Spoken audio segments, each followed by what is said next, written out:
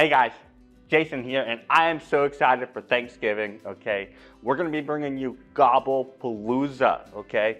What is Gobblepalooza? It is an answer to all of your Thanksgiving stress. What do? We get everyone onto a live stream cooking class the day before Thanksgiving, okay? We got a live version and an on-demand version, so if you can't make it to the live, don't worry.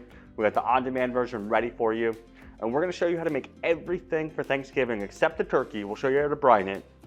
So you put it in a casserole dish, you reheat it the next day, and all you gotta do is hang out, cook some turkey, finish that gravy, and enjoy maybe a nice cocktail or two, okay? Because you worked hard this year, you deserve it. Now today, I'm wearing my lucky turkey hat, okay? And my lucky turkey socks. Come check these out. All right guys, first thing we're gonna make here is our Brussels sprouts, okay? These are my favorite Brussels sprouts, Chef Jason's Brussels sprouts, you see that? Got my name on the menu, right, on the recipe sheet here. And the story behind these is that I never went to culinary school, but what I did do was a culinary apprenticeship program. And while I was there, I was a part of a competition team where we would do these culinary competitions, and I got assigned the salad. And I made this unbelievable Brussels sprout mushroom frisee goat cheese salad, okay? And I did a variation off of that for Thanksgiving. That salad they still do to this day. It's a gold medal winning salad. It's crazy. People still use it to compete today in the competitions because it gets a gold medal every time. So these are gonna be your gold medal Brussels sprouts. And let's jump in. You're gonna need some Brussels sprouts. I got some nice wild mushrooms here, some oyster mushrooms, a little bit of sage, one shallot, okay? Some butcher box bacon, some honey. You can also use some truffle honey from Truffle Shuffle, some mustard, and then your favorite vinegar, right? Ideally white wine vinegar or sherry. White balsamic will also work, champagne will also work. I hope you get the gist of this, right? In terms of equipment, I got a cast iron pan here, and I got a casserole dish here. Okay. And then I got the oven back here. We already preheated the oven to 425. And we're gonna go ahead and prep out our Brussels sprouts. So I like to do these very simply. Cut the end off, give them a couple pounds, and then cut them in half. No matter what size the Brussels sprouts are, I really like to stick to just cutting them in half. Even if they're really big, cut them in half. It allows you to get some beautiful color on them and a really nice roast.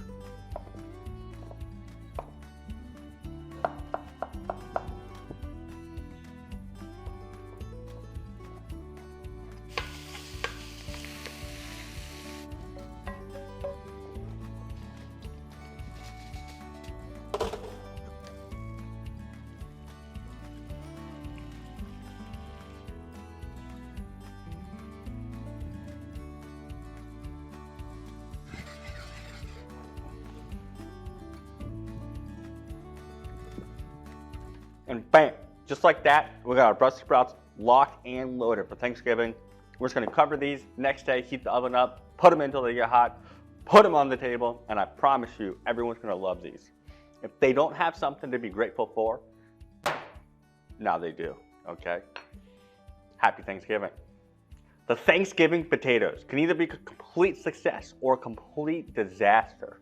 I have here in front of me Chef Tyler's mom's whipped potato casserole that I'm gonna show you guys how to do this, and we're gonna add a little bit of my favorite butcher box sausage, the Apple Gouda Sausage. We're gonna fold it in there and give it a nice little savory bite. So what you'll need for this is about 1.5 pounds of fingerling potatoes. You could use all the colors, right? Have some fun with it. Some Yukon Gold potatoes, a pint of buttermilk, your favorite sausage, some butter, and your favorite kind of hard cheese. Toma, Gouda, all work great for this. Parmesan can work for this, okay? And then very simply, a pot to cook the potatoes in, a pan to cook the sausage in, and then we're gonna want some sort of vessel to put everything into. The beauty of this dish is that we're gonna make it today, and then tomorrow on Thanksgiving, all you gotta do is reheat it. So let's jump in. We gotta peel these potatoes first. Hi, and welcome back to Channel 4. We have breaking news that Thanksgiving is going to be saved, okay? Nothing to worry about at all. Our next step in this recipe is we're gonna dice up our sausage here. So we're gonna take these guys. You can do whatever sausage you like. I love the Apple Gouda ones. These do have cheese in them. So we're gonna dice them, quickly saute them, okay? Technically the sausage is already cooked, right? We just wanna get a little bit of color on it, but we don't want the cheese to leak out too much. You know what I'm saying?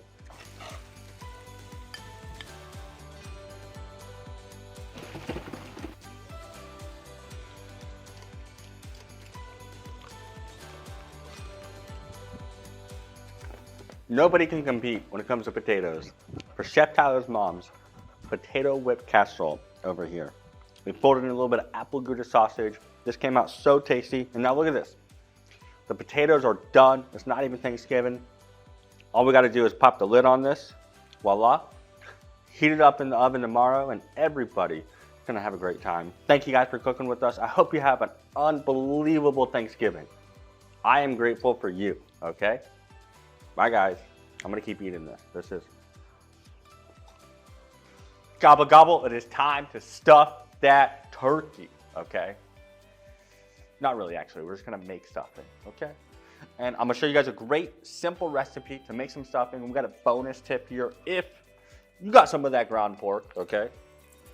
You can also do this with ground beef or ground turkey, all right? We're gonna cook it up and fold it into the stuffing. Optional move, okay? So, with that, we're gonna jump right into this. Today, we're gonna be making our apple and sage dressing to go with these turkeys. And I got some brioche, some apples, some eggs, thyme. That's correct, sage, okay, you guessed it. A little bit of butter, some cream, some milk, all right? And we'll need just a couple things, a big bowl. Okay, a smaller size bowl. And then you gotta find the right vessel. I'm going with a couple of smaller Pyrex here, right?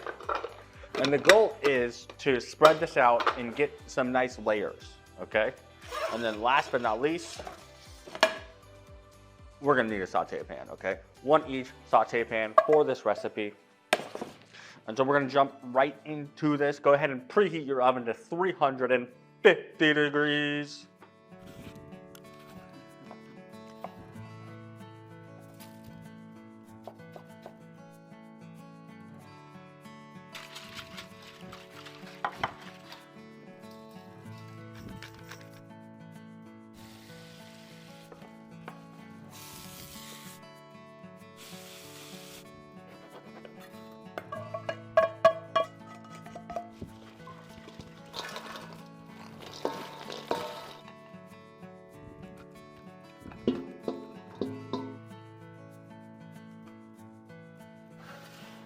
We are finishing up our gravy, but our stuffing is done. So we're gonna give this a little test over here. What's really cool is you can see that since we let it sit, that it kind of souffled together, right? So when you look at the edges, you can see that it's come together. If you wanted to, you could honestly slide this whole thing out, right?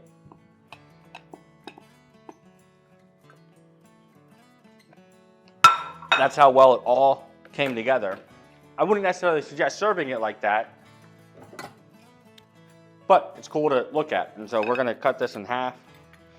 And with this, it's great because you got some nice crunchy, you got the softer, right? And then we got the sausage in there. Wow. We're gonna season this up just a little bit here. And then we're gonna give this a taste test. So, looking great.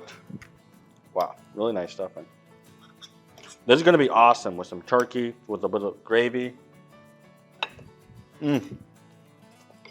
Are you guys ready for Thanksgiving?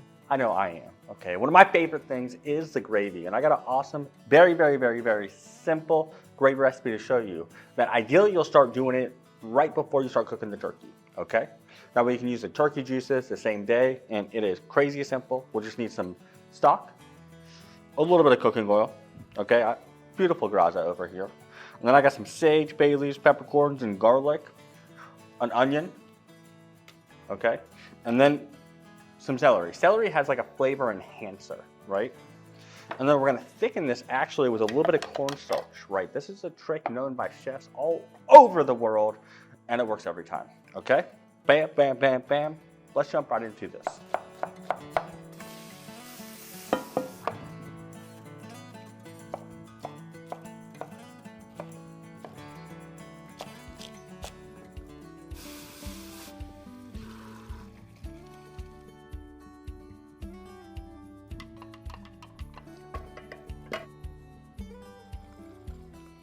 All right, we got our gravy finish. It's got a nice little kick to it, right? The onions are nice and sweet. It's got great texture. And my advice to you when it comes to seasoning up your gravy, okay, is to taste it, right?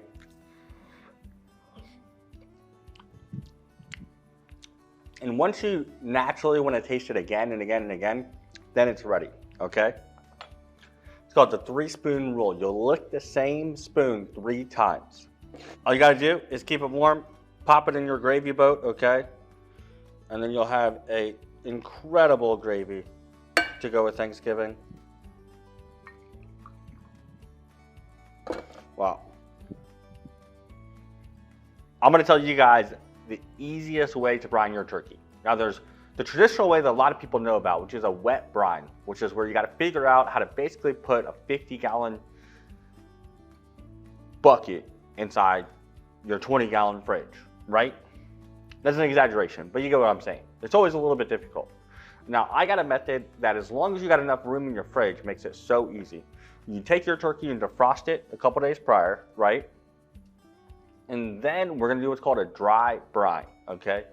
This is an international sensation that makes it where all we got to do is rub the turkey down, brine it, right, for about 24 hours, and then we're going to take it out and get it right into roasting. And this actually helps because once you wet brine something, ideally what you're supposed to do is actually let it dry for another day to get that really crispy skin. That's why a lot of times in Thanksgiving, people don't have nice crispy skin on their turkey, right? Think about the difference between like crispy skin on a piece of chicken versus on a turkey. Usually it's just soft skin, right? Usually has a nice color on it, but it's not necessarily nice and crispy.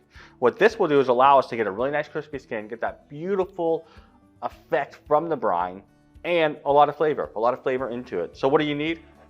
2 cups of kosher salt, okay?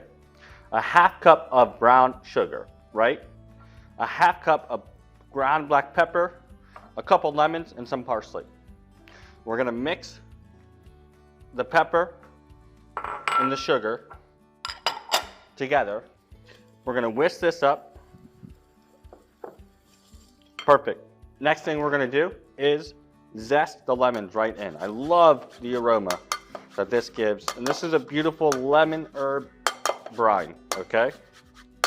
And then we're gonna take some parsley, chop it as fine as you can. You can do stems and all, okay? We just want to get it as fine as possible. Now we got our awesome lemon herb dry brine. It smells awesome. So basically you just want to rub this in here and get it into as many crevices as you can.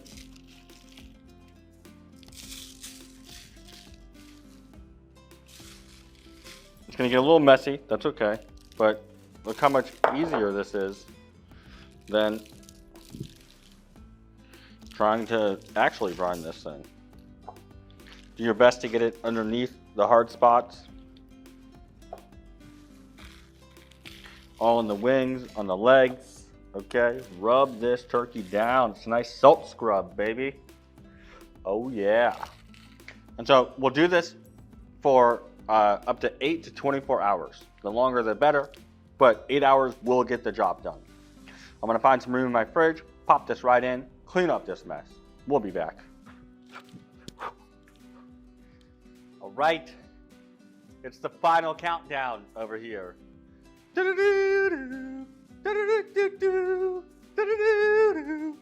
the final countdown. Okay, we're gonna cook this turkey. If you guys have been cooking with us for Gobblepalooza, thank you. Okay, round of applause for you. Absolutely crushing it out there, all right? And today, we're gonna cook this turkey. Ladies and gentlemen, if you see to your left here, we have this beautiful turkey that we did a dry brine on. You'll notice there's some liquid in the bottom of the pan, right? Totally normal, just leave it as is, okay?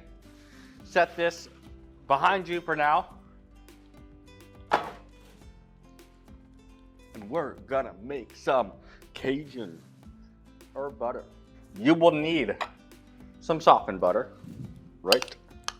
And if you want to come over here and take a look at this, ladies and gentlemen, I'd love to show you up close and personal. Some Cajun seasoning, okay? Some fresh herbs, including rosemary, sage, and parsley.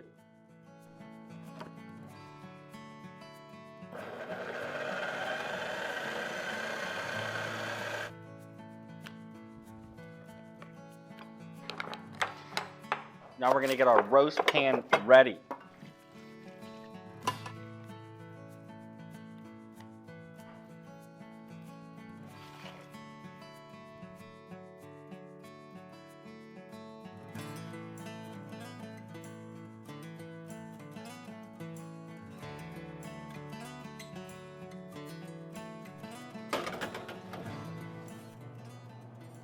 Make sure the whole turkey is covered with butter.